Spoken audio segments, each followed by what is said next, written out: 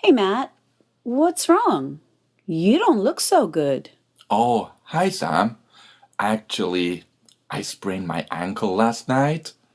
That's too bad. Were you playing sports or something? Not exactly. It's a little embarrassing. Well, come on, tell me. No, I can't tell you, Sam. Come on, Matt. Now I have to know. Well, I sprained my ankle practicing my dance moves. Your dance moves? Were you by yourself? Yep. See? Pretty embarrassing.